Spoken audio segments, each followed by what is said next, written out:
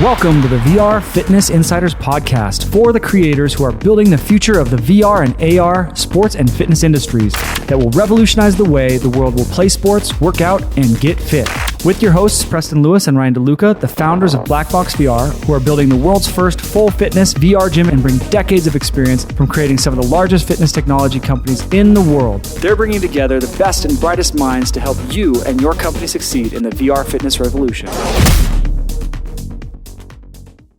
All right, so welcome to the VR Fitness Insider podcast. Today we have Mark Nicoll on the show, who is the CEO of PIPxr, a mixed reality PT game, and he's also the editor of Simulation Magazine. Mark, thanks so much for being here. My pleasure, guys. My pleasure. I'd just like to say thanks for the audition for the Chippendales, and I just didn't think I'd get this chance ever. Well, so maybe to start, Sure. Could you please just give our audience a quick intro into who you are and your background? I live in the UK and I've had kind of a varied long career in different things. It's been very episodic based on where I've lived and the friends that I've been with. I started up with a long career in property, or real estate as you guys call it, and then moving up to buying and selling land, development, that kind of thing. That was good fun. I kind of got bored of it, moved, and then got into other things. My thing has always been visual. So I've been a photographer literally all my life.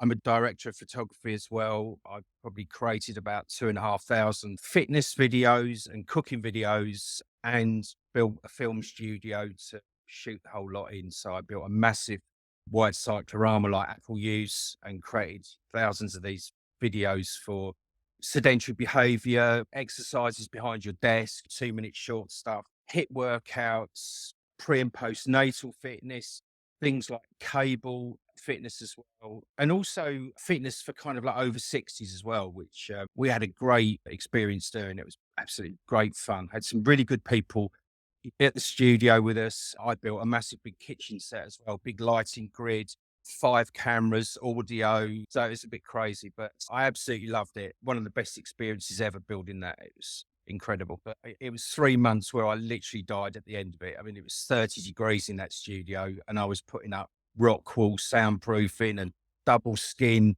rock board and stuff like that on my own. And it was just punishment for something in my previous life, I guess, you know. I absolutely loved it. And it was on a farm. So, I mean, that made it even more freaky, you know, with cows and stuff. That was really good fun. I've got a lot of friends in the film business, so they all kind of supported that and used it as well themselves.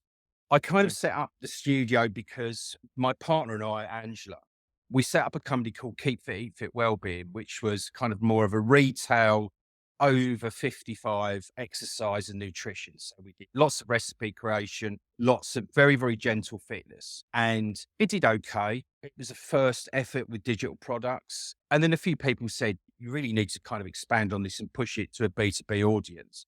And that's what we did. Went back to the drawing board, spoke to lots of people, lots of insurers that would resell this product, you know? And one of the things that we found was there's a major problem. This was 2019. So there was a major problem with dispersed workforces. So one of the insurance companies we spoke to had 5,000 global blue chips. And those blue chip companies had between 50 and 200,000 employees. A large proportion of these employees were working out of suitcases in the Far East, the Middle East, Russia at the time. So trying to get decent wellbeing services onto a desktop so that they could work out, they could do their mindfulness, they could learn about financial well-being as well. So we built this platform, which if you looked at it, it was very much like Netflix. It was kind of like scrolling channels, endless channels of video content and a blog for each subject and a podcast. But we kind of launched a little late. The pandemic hit right at the wrong time. It was just horrific. We had a great product and everyone loved it, but nobody could buy it. It was just heartbreaking for us, really. We'd put all of this time and money and effort, but we did learn a lot, and we learned a lot along the way from a business standpoint about how to pivot, thinking on your feet. People had spent their budget. HR had spent their budget before we launched. We launched on time. That was the irony. But it was 6 months after the pandemic. So I kind of had this idea, knowing all these insurance guys, I approached the insurer who did life and group risk products. And I just said, look, I've been FCA regulated before because I was a financial advisor. So I've passed muster on that. Let's take this platform and let me give it away, but I'll sell your group risk insurance. I understand the business inside out, right? And they just thought, this sounds interesting.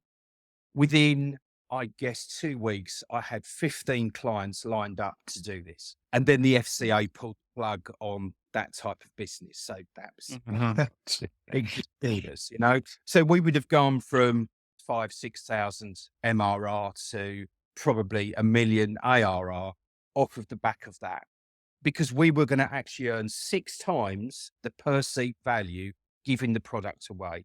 But anyway, you live and learn. But we worked with a lot of academics, Essex University and a few other universities, and that was quite interesting. And ironically, we shut the business down January last year, but we've just been accepted on the Journal of Occupational Health Psychology for a white paper study we did. I think it was across 6 different academics. And it was around the psychology of healthy choices in a mixed workplace environment. So 50% of the people work from home, 50% of the people work in an office. And this was in kind of the end of 21, I believe we started this. There was a few people going back to work. There was mostly people working from home. So what we did is we knew how people wanted to work out. We kind of done enough research about our target demographic, your average employee that doesn't go to the gym.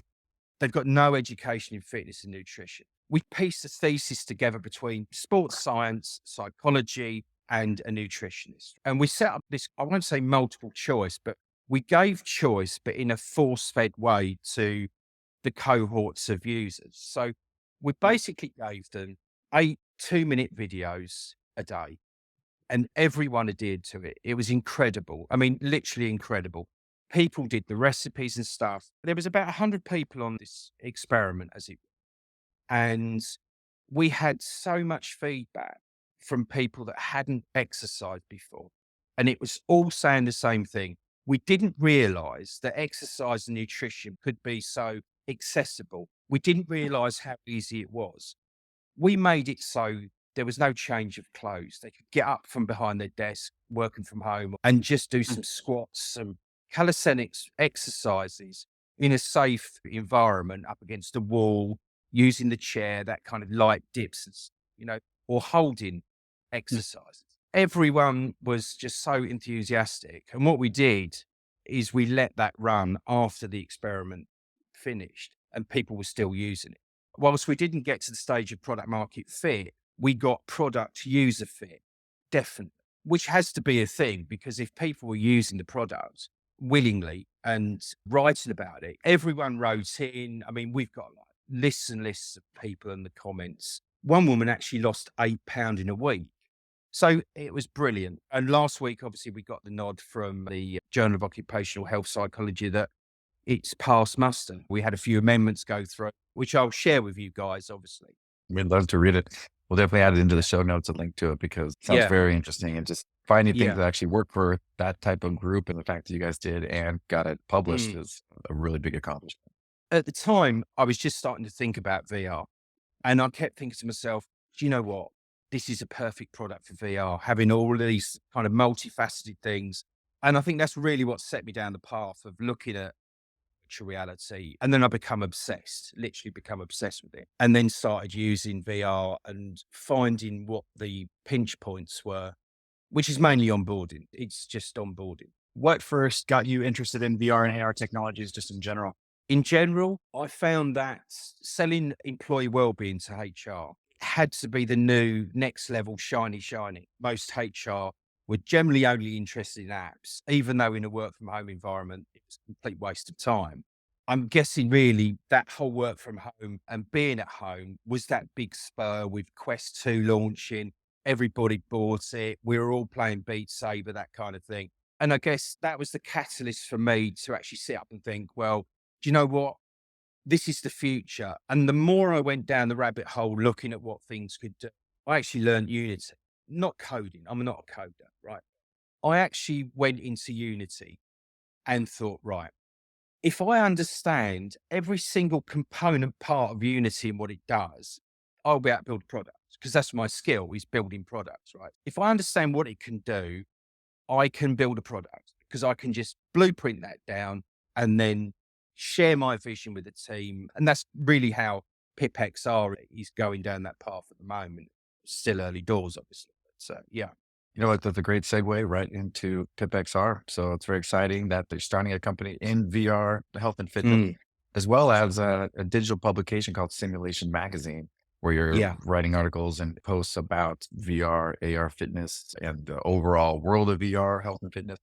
Tell us about how that all came about. And we'd love to know a little bit more about PIPxr and what that's going to be. I guess to understand why PIPxr, you got to go back, and it's kind of a bit of a personal story and a bit of a personal crusade. When I was probably 20, I got ill, and for 10 years, I got increasingly ill and increasingly in pain and was constantly being misdiagnosed, leading up to the fact one night I was so ill, I literally took so many painkillers that I overdosed. But before I overdosed, I got in my car. I still had the wits about me to get in the car, drive 2 miles to the ER room, you guys call it. I can remember crawling on my hands and knees through the car park, pulling myself up to the front desk and saying, I'm not well, and waking up a month later with a crowd around me at the edge of the bed, not expecting me to pull through. So I had Crohn's disease, something that was tough to diagnose. I've got several friends that are in the SAS or they've retired from the SAS, and one of them became a doctor. And he basically said, what you've experienced is similar to a gut shot. It's that kind of level of pain. So I've always had an interest in pain. So that's one facet of it. The same thing repeated 10 years later. So I had to go through the whole build up of pain and everything before I could get an operation and sort it. But I'm fine. I'm absolutely fine now. Through diet and exercise, I've managed to self-cure. Can't imagine going through something like that, especially 20 years old.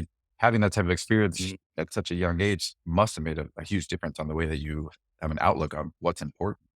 Yeah, you actually become a prisoner of your pain because of the sickness and the pain. You realize that you're trapped around the house or around whatever.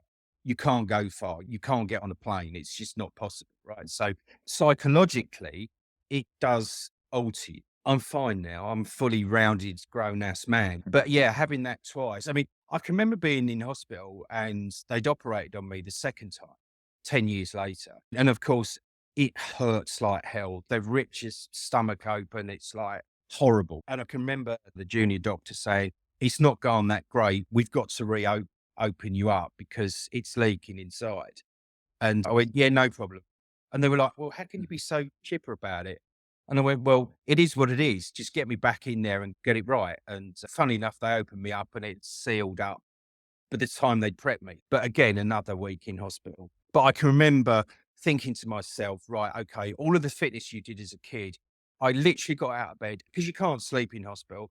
Every 20 minutes, I held onto that drip and got out of bed, held my stomach and did knee raises until I couldn't do any more. And I managed to get out of hospital way sooner because I did that. Forget waiting for the people to turn up to help train you. I just got on with it.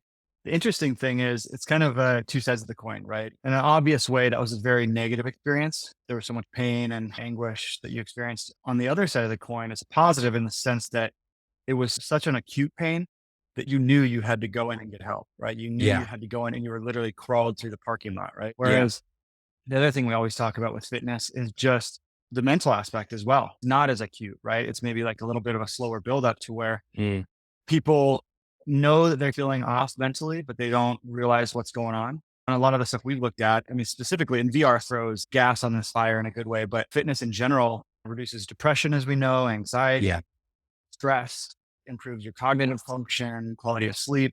And then I guess if you stick with it long enough, your overall self-esteem, you end up transforming your body and losing weight and putting on muscle and whatever your goal is. But very interesting that your point about it was such an acute pain and going in and having to deal with the fitness and realizing that could help you change. I think one note just for listeners is the fact that a lot of people have those same things just mentally, where fitness is such a huge, almost panacea for helping people crawl out of these holes. And VR, we think, is one of the most powerful tools ever for that. It really is powerful. I guess there's two sides to the coin. There's the immersive nature of VR, which is brilliant. It will take you anywhere you want to be. At the moment, anyway, whatever the dev or company provide, but more of the mixed reality, I think that's the coolest thing ever, really. A lot of people that might get motion sickness and people that might be a little bit more unsteady on their feet, having full color pass through is like leather bucket seats. It's epic. So how do you think VR, AR, the pass-through technologies, how can that help people to improve their health and fitness? I just think it's more engaging. I just think it's an experience, isn't it? If you go to a gym, it's not an experience. You're going there, you're waiting for somebody to move on from equipment and stuff. The equipment's dirty. It's just not great. And there's always some sort of politics within a gym and dynamic that's kind of toxic. It doesn't matter what gym you go to. I've been to enough to know. People that may be a little bit introverted, being able to put that headset on and to actually get a proper full workout. It doesn't have to be a fitness game either, because you can get workouts in lots of different VR games. There are so many opportunities to create games for VR that can train different pieces of the body and your mind. That's one of the biggest things, and your mind. There's no technology like it out there. Once we start getting into the user-defined generative AI environments within headsets and decent reciprocal speech technologies, which I've been really, really looking into with somebody who's a professor of sentiment analysis in AI and speech, that's when you can really start garnering some information that helps the actual user rather than taking it from, well, we want this data because we want to learn something from it. We want to use the data to actually help the performance of the user. I mean, PIP's a physiotherapy app with pain distraction. That's what it does. But it's got some secret sauce, which is like nuclear hot sauce that goes with it. But we can do things the other companies aren't doing, primarily around scale. I'll kind of leave it at that. But that's one thing that we've solved is the scale issue. Such a big deal because it's hard to scale a therapist in many different ways. But if you can create this type of a game, basically an experience that then can scale. And like you mentioned, the exciting thing is AI and generative AI and how it can actually change. You set up the parameters, of course, and the technology and what you're trying to accomplish. And then it can actually change for that individual user and give you insights that you may not even have thought of, but that is actually helping people on a personalized basis. And that can scale through potentially millions of people. Yeah. I think generative AI for environments is going to give people a way of experiencing places that they've always wanted to visit and be able to work out on that beach or at the top of the Himalayas or whatever. If they can ask for it using, let's say, Siri, because that's coming very soon, how can you get bored? You know how much it costs to make a fitness game in the environments. It's just ridiculous. It's millions, right? So if you can take that part out of it and launch faster and have these conversational experiences with avatars training you, then that has to be the future. It's funny because when everybody thinks about it, you're right. It's like, I want to work out on the beach or the Himalayas. That's almost thinking way too small when it comes to that, but you're going to be in this insane, crazy, amazing environment that's going to make the real world seem so boring, especially a gym environment. One thing I was going to say real quick with the generative AI, you have games like No Man's Sky, which was before this kind of huge AI thing that we're seeing now. But it's been really cool to see some of these videos come out about people that have hooked, I think it was Skyrim. They hooked Skyrim to ChatGPT or something like that. And like sitting around the fire with this NPC, and this NPC is riffing on their story and the lore of the family and stuff. And so one thing it makes me think about is outside of a traditional gaming environment, like you're saying in the fitness environment, a lot of times a certain coach can make or break your experience, right? If you have a drill sergeant style coach, maybe that doesn't really work well with you. Maybe you want someone softer. Maybe you want someone that sounds a little bit more like your mom or your best friend or whatever. And so just as you guys are saying that, it makes me think about how even that style of quote unquote virtual coach could completely be basically infinitely customizable based on personality types. And it's just listening to your words, looking at the LLM, and then just giving you basically the perfect coach. One of the things that really interests me, I think it was 2 or 3 years ago, Samsung put out, I think it was one of their kind of tech events like Apple put on, and they had a virtual trainer there. It was like a simulation that they were beaming to the audience and stuff. So you could choose your avatar trainer and actually work that way. And that's great. I just think this is the future because it doesn't matter what your sexuality is or what your color or creed is. You can choose an environment or a trainer that actually relates to you. And I just think that's the most wonderful thing ever. I just think that's epic because a lot of people get left by the wayside and this kind of solves it. That's what we're doing in PIP, digital twins. It's exactly what we're doing. So who do you think the consumer is for VR, AR health and fitness specifically now and in the near future? Do you think it is going to be broad, the whole world? Do you think it's going to stay niche down? What's your opinion there? I think the current crop of VR fitness enthusiasts are the early adopters. They are the people that bought Quest 2s. Maybe before that, they had Oculus 1s and they kind of saw early doors and they love being those early adopters. They just tell you, it's like being vegan, it's a religion. You can see that as well when you look at Instagram, mad keen on Beat Saber, and they put lots of content. I would say pre-Christmas 2022 is that demographic. There's been a lot of reports that people that bought headsets over Christmas haven't been as engaged with the whole VR experience. And I think, again, that's widely been factored in as Quest 2 is not as good as some of these other headsets because it's at the end of its product life, essentially. It's very grainy. So that's a difficult one. And trying to get these people back in is going to be Quest 3. I'm guessing it's going to be a similar type of experience to Quest Pro, or maybe in certain areas better. I think that's going to really help. We're kind of entering a time where mobile phone use and purchases are on the decline. So there needs to be something else that replaces the mobile phone. I think VR or AR or whatever glasses is the next realistic stage. Then I just think there'll be massive adoption. It's another mobile phone, isn't it? We'll be making calls from our headset, maybe avatar to avatar in environments that we've kind of speech prompt engineered. I just don't see an age limit. I think with the mobile phone, when you've got an older generation trying to go through these complex buttons and user interfaces and stuff, when your nan can literally just say, I just want to speak to Aunt Mabel in Coventry, but I want to be in New Caledonia on a beach, and that'll happen.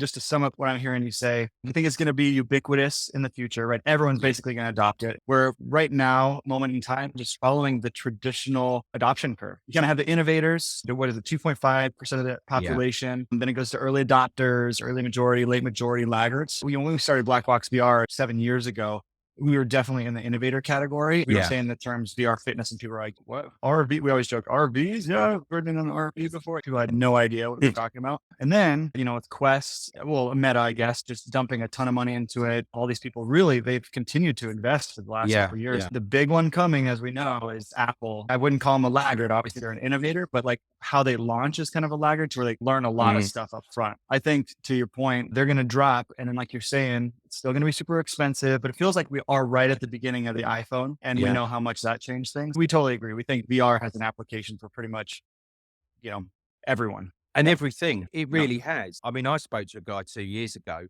who was actually building enterprise CRMs in VR. And he was actually using that CRM with walkthrough to train people how to use CRM. Interesting. And to close the loop on the VR fitness side, we think that VR fitness, as you're saying, people that put the headsets down after Christmas, what they're finding, I think it was McKinsey that did it, they're finding that VR fitness applications have the most adherence to using a VR headset in general, right? Because it's one of those daily use things. That's why we also agree that VR fitness is going to be one of the killer apps of definitely. Yeah. Metaverse. So I think one of the biggest issues is Meta itself. They won't allow certain apps within their app store or app. Right. So my product will never go on Meta, which is a shame because there's 20 million users there that can benefit from a product like mine. And we've got to a stage with Meta where we are either working out or we're shooting zombies in the face and there's nothing in between. So there is absolutely nothing of utility and need to bring people back. Fitness is nice. It's great. We don't need to do that. We don't need to shoot zombies in the face or run around in Gorilla Tag, which is a great fitness game, by the way. So what do you think makes a great VR, AR health and fitness experience? And a follow on to that, what advice do you have for people that are creating VR, AR health and fitness experiences? You have to go back to Beat Saber because it's taken $250 million. So there's no argument that people use that game. If you work the numbers, everyone's got it. Everyone that's got a Quest 2's got it, yeah? If you look at Beat Saber and you look at my previous product that I've been talking about, Keep Fit, Eat Fit, breaking those exercises down into 2-minute bite-sized chunks, that is what Beat Saber does. The genius of Beat Saber is nothing's more than 3.5 minutes, 4 minutes. So it's breaking that down. It makes it accessible. If you just did that 8 times a day, one piece of music through Beat Saber, you are not going to get diabetes unless you're pouring bags of sugar down your face, So Beat Saber is a great game because it's just easy. You go to it and you just know what's going to happen. You don't need instructions. You just press a button, bang, you're off. I think we're probably going to enter a phase where, because all of these games are starting to become a bit similar, we're going to start some clever games that make you move without you knowing you're going to move. One of the biggest articles that I wrote for Simulation Magazine was using Gorilla Tag as an upper body cardio workout. Now, there's somebody reading that every day just from organic Google traffic, and it just gets read all the way around. It's one of those evergreen pieces of content. You get there and you're faced with that wall and you just think, what the hell's going on here? And then you're kind of paddling like crazy. And all of a sudden, you do get over the wall and you're running around like a complete lunatic in an asylum. And it is an asylum, but you've actually broke sweat. You've broke sweat. You're getting cardio, but it's not a fitness game. I can see people morphing these types of games, and I see kind of that as the future rather than having a trainer sat in front of you, potentially. But that is a clever way of doing VR fitness without doing VR fitness. Kind of a little personal story. My little dog, he's right here with me. He had some dental surgery yesterday, so I have to give him some medication. In order to give him the medications, we all know dogs are very good about not taking pills. So put it inside something yummy that they want, and they're still really smart. Sometimes they still find it and spit it out, which is amazing. But it's actually an interesting analogy towards fitness. If you can take the thing you don't really want, exercise, wrap it in something that you do want, and you're going to get that dose. The whole spoonful of sugar helps the medicine go down, which I think is a British thing, right? So I'm glad we can bring that in. But that's how we think about it too. It's not about like, take the pill. It's more, the pill's just going to accidentally get eaten while you're having something delicious that you want and that you want more of, and that you would anyways, if there wasn't a pill in it, and you're getting the benefits of both with these exciting, fun VR games. Yeah, exactly. So for people creating VR fitness games, I think friction is probably one of the biggest killers in everything, isn't it? Even with software as a service. So literally making it so simple for someone just to put a headset on, load up the app and start immediately without pressing like a billion buttons and a billion settings. Of course, voice is going to be one of the key future features of that, but that's definitely one thing I would say. The other thing is, let people share their wins. Have some sort of companion mobile phone app where they can look at their stats, but you can give them push notifications as well to remind them to come back. But if you're actually allow them to create screenshots of their workout, what's actually happening, and let them share directly from the head-mounted display in-game to Facebook, to Instagram, to whatever. Let them share it. That's the way you're going to get organic adoption. Ironically, one of the go-to-market strategies that I had for PIP was around influencer seeding and actually setting up a PIPxr type of scenario where you'd set up a Discord channel, you'd get all of your power users from prototype testing, and you basically let them be the product manager. And that was 2-year-old thinking. And I met up with somebody last week who works for a fitness company, VR. And he told me that somebody's just done that and it's been incredibly, incredibly powerful. Organic growth, everything you can do for organic growth is key, I guess. The other thing is to make the game inclusive. And what I mean by that is the gamification's great, the dashboards are great, the leaderboards are great, but some people want to be anonymous. Some people don't want all of that. There's a lot of people out there that are introverts that don't want their name there by default. So make sure there's a toggle off for anonymity. That would be my 3 main things. It's a lot of just doing the basics, grinding on those important things, and really great points about removing friction, making it easy. Interesting thinking about voice, because I think a lot of games don't use that, or it's just an add-on that doesn't really do much. Maybe it's like for a zombie game type of thing that might enable something, but removing that friction and making that easy. Voice is a great way, letting people share their wins, getting those stats out there, just make it shareable so you can get that organic growth, because that's really how products really grow these days. On a totally different note, where do you think VR, AR health and fitness is going to go over the next 3 to 5 years? So we have long-term exciting visions of it being adopted everywhere, but a little bit shorter term, next 3 to 5 years with the technology that's coming out, with the way that adoption happens. How do you see that rolling out with VR, AR health and fitness? I see the future of VR and AR fitness much like light sport. You must be familiar with lights, but that kind of experience I just see as the way forward. Yeah, we've talked about generative AI for environments, but no environment, actually making it so you can actually see your surroundings. That's a big thing. And maybe do some cool down stuff in more of the immersive VR side of things. I guess that's where I see things are going to go. That's just my opinion, obviously, and I could be horrifically wrong. I just see mixed reality as being like a key. Ever since I saw the demo for the Lynx R1 headset, passing within doors from mixed reality to fully immersive, that's just the shiznits, you know. So, so exciting to hear about your journey, and all the way from crawling into an emergency room at 20 years old to realizing the power of VR, MR, fitness, and health, and creating a company that's going to help people. I think probably the most profound thing you said, how interesting it is at Beat Saber, 3 minute little chunks. You just do that Yep. 8 times a day. You're not going to get diabetes. And that sounds almost like something too good to be true. You just need a small dose of exercise repeated daily or most days per week. That's Yep. enough to get massive health benefits for the average person. Like, a lot of people think they got to do hardcore CrossFit and powerlifting or sprinting and marathons, but literally the science shows that you can do 3 minute songs on Beat Saber 8 times a day, you're not going to get diabetes, and that we can actually bring that with VR fitness is still powerful. Yeah.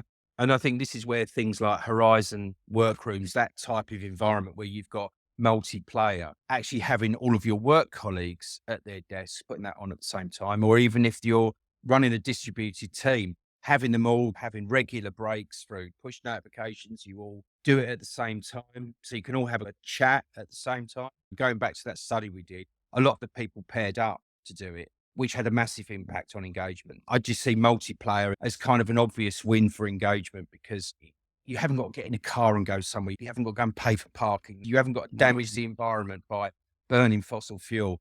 Put a headset on and work out, even if it's 2 minutes. It's saving your life, literally. Going back to one of the first questions you asked, why PIPxr? The other reason, obviously, because I just talked about the pain, which is the pain distraction therapy. I used to have lots of motorbikes. I bought a Ducati 916 and I crashed it. And essentially my knee popped through the back of a van and I landed on my back on the roof. And so I had this knee pain, and it comes back every year in the winter. This knee pain comes back. That's going back to the pain side, but also the physio. I went to hospital, had my knee looked at and everything, told to do some exercises, which I did, but I had no kind of feedback, and it was just horrific. So that's always been in the back of my mind.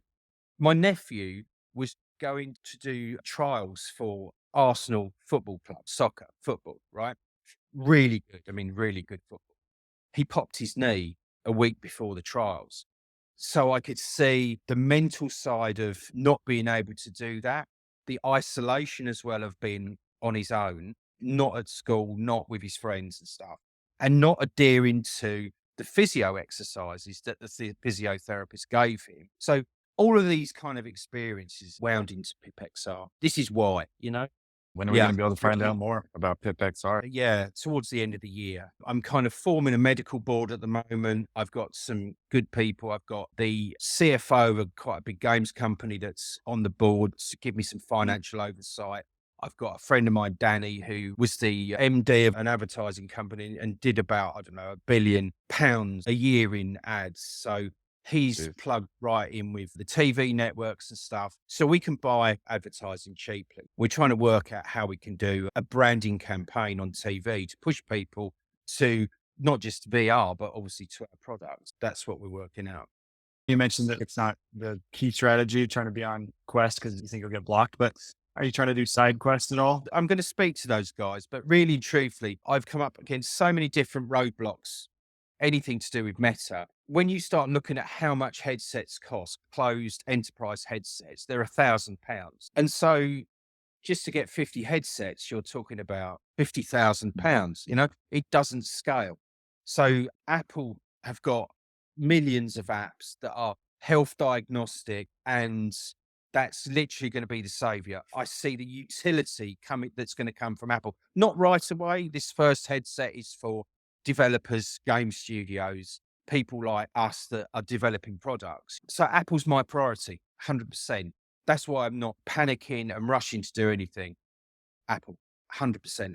We've got enough idea of what that can do already from Mark Gurman to build up a picture. So this is what we're doing. We're kind of building for Apple, plus also having headsets that we can actually buy and send out to individuals. But really, the prime goal of this product is to make physiotherapy fun and affordable. We make it cheap enough for people to go and buy a VR headset and to do their physiotherapy for a whole year than to claim on their insurance in the US and have to pay those massive deductibles, or have to wait 3 months to see a physio in the UK. Physios are on the endangered list. So my product just kills that dead. End of 2023, we will definitely be watching. Well, thanks so much, Mark, for joining us and sharing your story, insights, and passion for creating the future of VR, MR fitness with our audience. For any of you in the audience that you'd like to get into contact with Mark and the team, I will put all the info in the show notes, so be sure to check those out.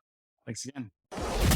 Thanks for listening to the VR Fitness Insider podcast. Do you know of anyone that should be on our show or have feedback? Don't forget to email us at podcast@vrfitnessinsider.com and follow us at VR Fitness Insider on Twitter, Instagram, and YouTube. You can also join our Discord channel. Until next time, keep creating and dreaming up the next big thing that will revolutionize the world of fitness.